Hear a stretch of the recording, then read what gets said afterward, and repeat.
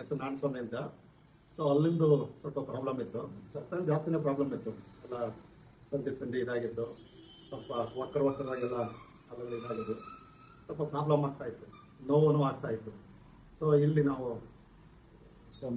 ಸೋಮಶೇಖರ್ ಅಂತ ಹೇಳ್ಬಿಟ್ಟು ಡಾಕ್ಟರ್ ಹತ್ರ ನಮಗೆ ನಮ್ಮ ಆತ್ಮೀಯರಾದಂಥ ನಮ್ಮ ಸಂಬಂಧಿಕರೇ ಒಬ್ಬರು ನಮ್ಮ ಮಾಮರ ಹೇಳ್ಬಿಟ್ಟು ಅವರು ನಮಗೆ ವಿಷಯ ತಿಳಿಸಿದ್ರು.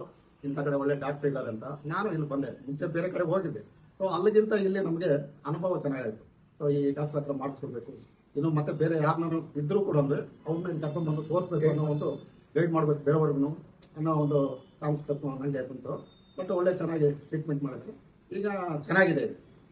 ಸೊ ಏನೇ ಪ್ರಾಬ್ಲಮ್ ಇದ್ದರೆ ಇಂಥ ಕಡೆ ಬಂದು ಬೇರೆಯವರು ನೋಡ್ಸ್ಕೋಬೋದು ಅಂತ ತಮ್ಮಲ್ಲಿ ಮನವಿ ಮಾಡಿ